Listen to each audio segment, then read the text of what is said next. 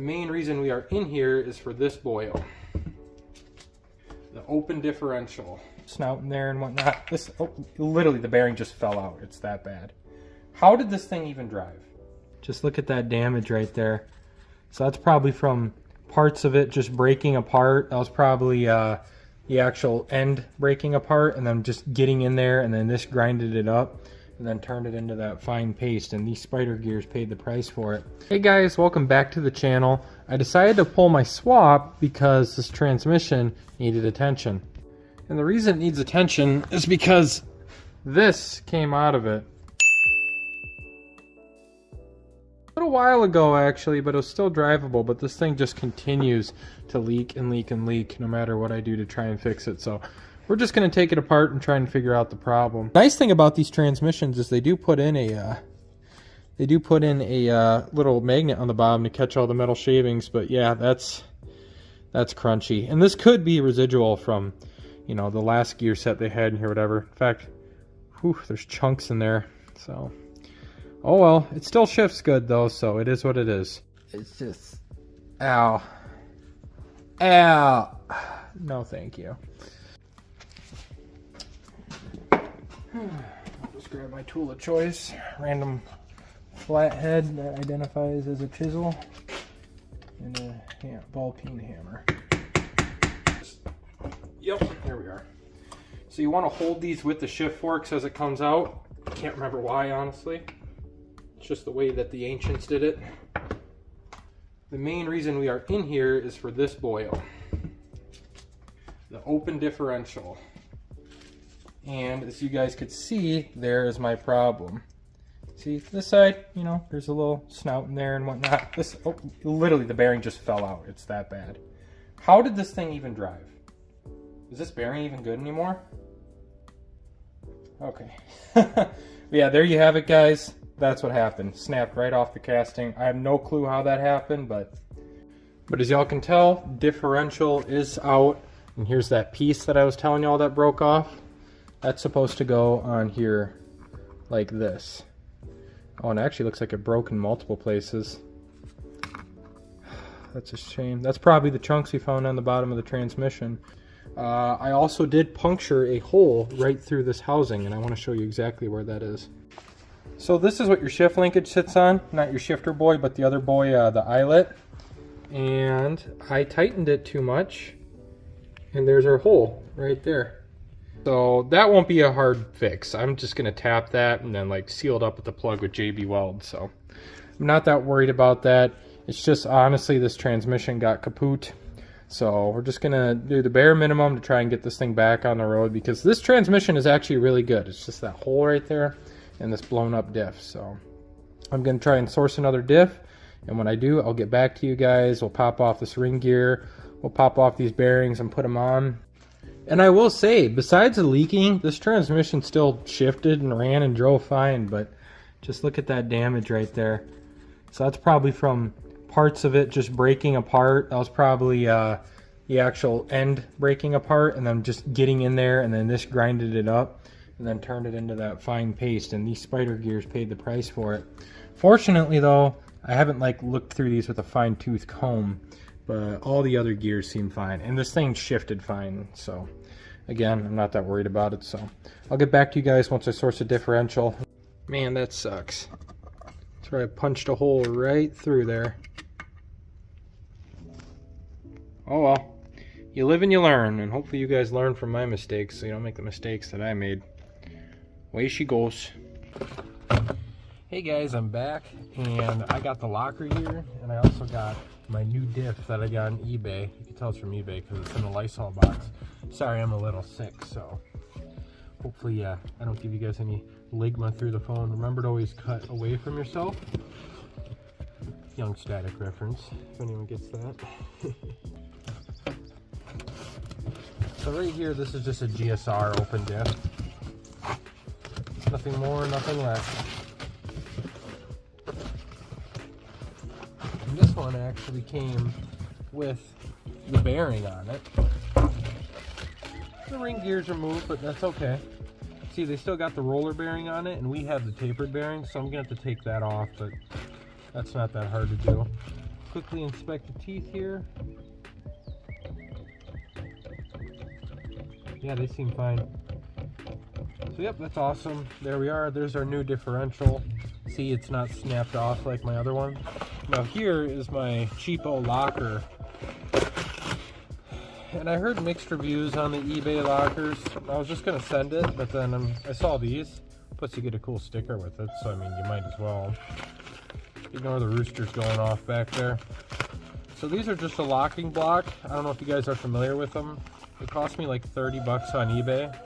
So pretty much all that you do, hey there Buster, is you just insert this block inside the differential here where this pin is. And this actually acts as a locker, like a poor man's locker. So I don't know how well it's gonna work, but I look forward to trying. I might have to do some grinding down on the gears here. Well, maybe not, it seems like it fits fine, but we'll see as we go.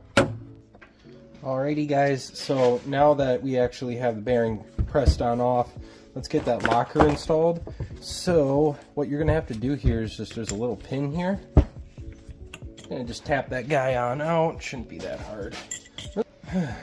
Alrighty, I'm back with my official punch tool, also known as a random nail I have sitting around. So, come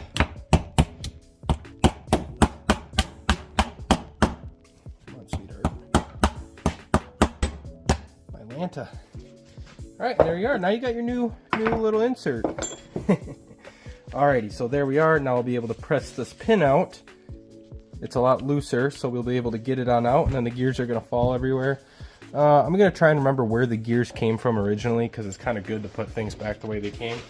But hopefully we're lucky here, and we won't have to do any grinding. I know some folks, you actually have to grind down on the gears a little bit to make the locker fit. But here, let's just see. Alrighty. This pin pulls right on out. This pin pulls right on out. Come on, sweetheart. He's machined. So it went out like that, and now you could just kind of start getting these guys out of here. You went on the right side, so I'll set you there, or you went on the top, so you go there. You went on the bottom, so you go here. There's little shims in there too, I think. Yep, sure enough. There's a shim right here. I think this guy went, okay, well, we're just gonna have to figure that out as we go. Then we'll pop you off, and you went over yonder. Perfect. And like that, aha. Yep, these shims go on these little surfaces right here. And like that, we got a boneless differential. So here's our locker right here. As you can tell, there's little springs in there. And I'm going to be honest, I can't remember exactly how this works, but when it detects slip, what it does is it expands, and then it'll actually lock both the gears in together. I think it has to do with centrifugal force and whatnot. Maybe it's like a detent and whatnot. So as one side is spinning more than the other, you know, it pushes on out, and I believe that's how it locks up the front end. But don't take my word for it. Hey guys, so I got the locker here, and for the life of me, I just struggled for the past hour trying to get it in, and I couldn't get it in. This just doesn't expand enough to actually fit this pin in, so what I'm going to have to do is I'm going to have to take these axle-driven gears out and grind them down until they get to about the splines. Doesn't have to be perfect. After all, this is just a $30 locker and a $100 differential. But if you guys don't like this method, there's other methods out there, but this has worked for guys for a while, so we're going to go with this one. So what I'm going to have to do here, after watching a YouTube video on a guy that looked like Dom Toretto, that was 11 years old, what he did was he grinded it down until you got to about the splines. And I think that'll be enough to let this gap here open up enough to let this pin go on through, because, like I said, it's just not going on through. I actually was able to pinch it back down with the pliers and put these retaining tabs back in. But you know what? If I got to go through this extra hassle for a $30 limited slip, it's worth the sacrifice. So let's get to it. It's the next day, and I want to show you how I made this work. So kind of sucks because I have to take it all back apart, but if it's to help the people, I will. So here is your actual spider gear, and they're the ones that the axles press into. And in order to get this to fit, I did have to grind these pretty much flush with the teeth here, or to the top of the splines, because otherwise I could not get this in here enough So when you take these retainers off, the pin would not expand enough. It would not expand enough to let the pin through. So I did have to grind these all the way down, and I did clean it up and whatnot. But anyways, so that one had to get grinded down. This one had on the bottom had to get grinded down too. In order to put these back together, you have to put these spider gears in 180 degrees from each other because they have to move with each other. See, like that. They turn with each other, and now we should be lined up perfectly. After that's lined up with each other, then I take these little spacers, washers, shims, bobbers, and then I just slide them in. There's enough lash between the gears there to actually let them go in. Sometimes they prefer to go in on one side more than the other. Okay, those are in. Now what you do is you take your LSD block and you just slide it right on in. A little bit of slack there, ain't perfect. And now we'll take the retainer pin. Alright, so we're going to take our pin. I kind of mushroomed it a little bit because I'm an idiot, but it's not a big deal. It doesn't have to be perfect. We're just going to get it ready here so I can hold that one gear in place. Now we're going to actually pop these little retainers on off here. And what I like to do is take a pliers, squeeze down on it so it relieves the tension, and then if you're good with your fingernails, you can actually just pry it off, but I'll just take like a flathead, and there's a lot of tension in between these springs, and for good reason, because obviously, you know, limited slip. And the nice thing here is it's almost controlled. The more you grind these down, the less aggressive this limited slip's going to be, because it'll just be less of tension between the two. Because the more you grind these down, the more this area opens up. If that makes any sense. But, you know, this isn't rocket surgery. This is a pretty primitive limited slip differential. But hey, it works, and it was $30. And I will be making a YouTube video on how it actually performs and whether or not I'll be pleased by it. They've been around for quite some time, so I assume they're worth their weight in gold, but we'll see. We'll see. It's better than spending $200 and $300 on some cheapo eBay diff that has so-so performance. And one of the reasons I'm doing this build is I want to see how eBay products perform. And so far, I guess you guys haven't seen it yet, but the head studs, the eBay head studs, one of them did break. But enough jambling. So right here, now I got the LSD in there, and now I'm just going to kind of tap it into place with my little ball peen here lightly until the pin lines up with it.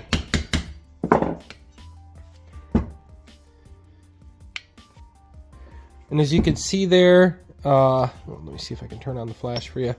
As you can see there, it's almost lined up nicely, so what I'm going to do is just give her a little bit more hammering. Oh, you got to fight those darn washers too. But you just give it a little bit more hammering until it lines up about right. And when you put this in, remember that which side your pin actually goes on. Alrighty, got it in there. Sometimes a little persuasion with the hammer might be needed. Ideally, probably not, but eh.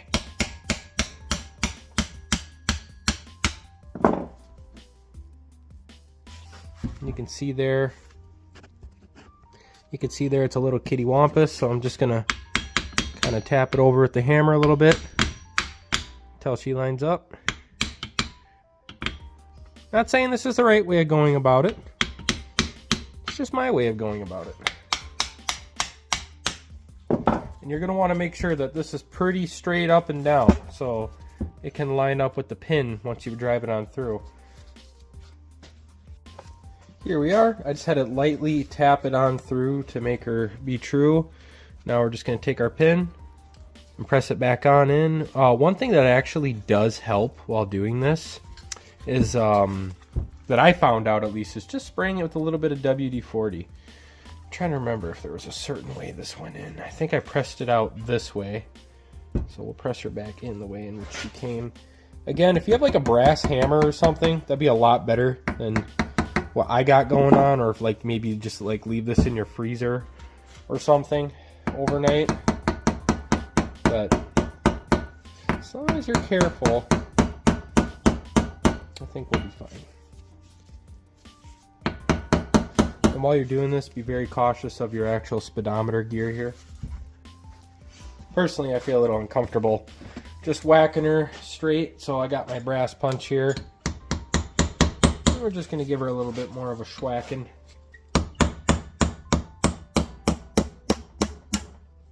Maybe a brass hammer would be smarter, but we got to make do with what we got.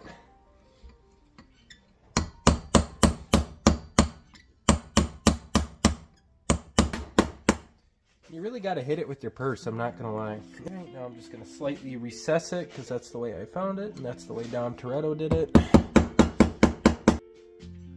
Alright, a little bit more. And there we have it. That is a limited slip differential. I bought this diff on eBay for 100 bucks. This was 33 bucks. $133 limited slip with OEM parts.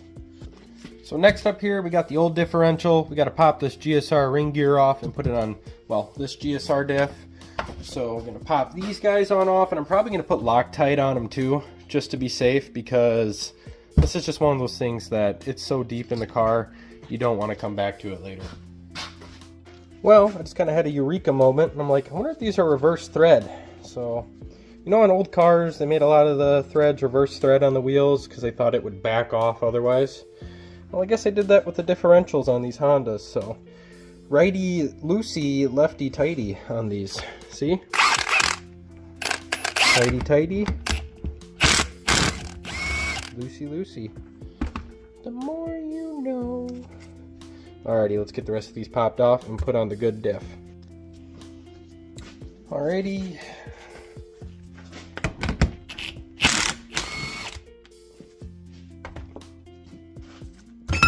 There we are. There's our ring gear. You get out of here.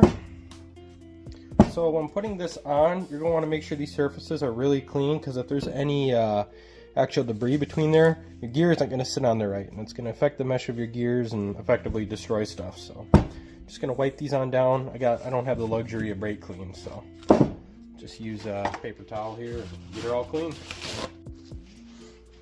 Alrighty, I got her wiped off my hand pretty good. Just going to set the gear on this diff now. Turn it till it matches up. I don't really think it is specific. I think I could just go on there anyway. Yeah, that's fine. And we'll start putting our bolts back in. Alright, got them all in. Now I can't stress enough how important it is to actually torque these all to spec, because essentially if you don't torque them exactly right, it might not sit on there properly and then cause an improper mesh. Yep, that's good.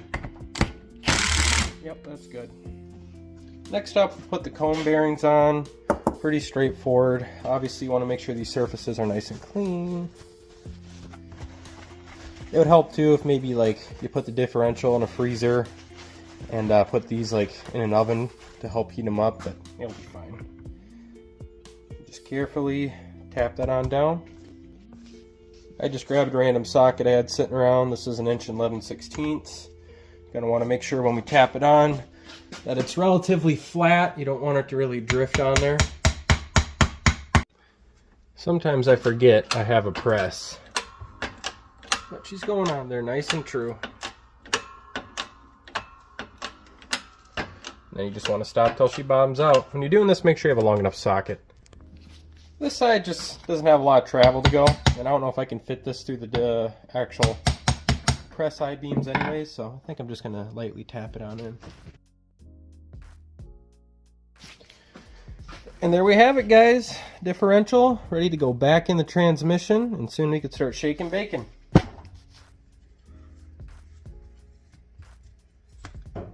Alright.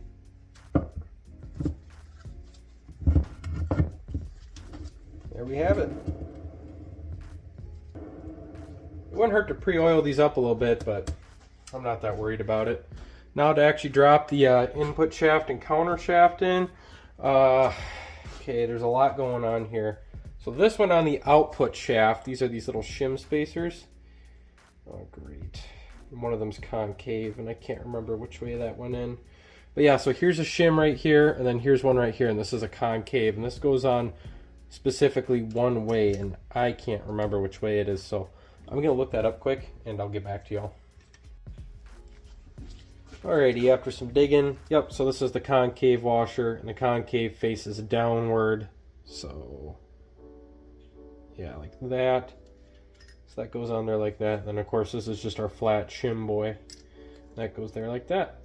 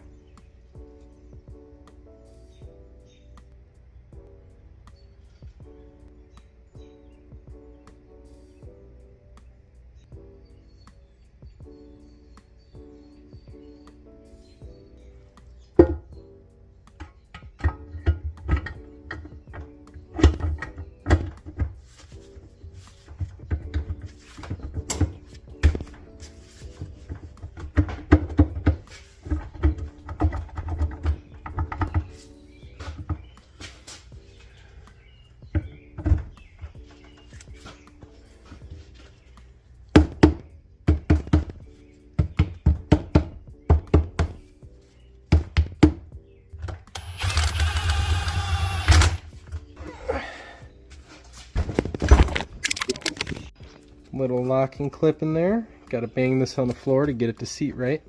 And I gotta rush while doing this because my phone's almost dead.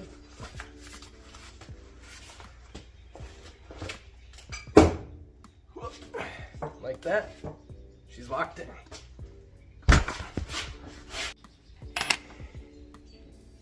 Yep, locked in. Alrighty guys, I'm really excited. I got that LSD installed. Tomorrow we'll actually get this hooked up to the engine, and if we're lucky, actually get to take it on its first test drive. I do need to get some copper crush washers for the bottom detents there. They didn't have any crush washers on it before, so that could actually be why this thing was leaking trans fluid, and unfortunately I don't have any sitting around, so that's unfortunate. But stay tuned, we'll get this in the car and we'll see if this limited slip diff works. And if you guys want me to make more in-depth videos, throughout this video, I was sort of explaining everything and then I decided to edit it out. But if you guys actually like me walking through and how to do everything, drop in the comments below. I know some people like that stuff, some people don't. The problem is when I do that, the videos kind of drag out. But if that's what the people want, I will gladly give it to them because I enjoy explaining things because I learn things along the way. And then when I talk out loud, it makes me feel smart. But anyways, guys, thank you for watching the video and y'all have a good one.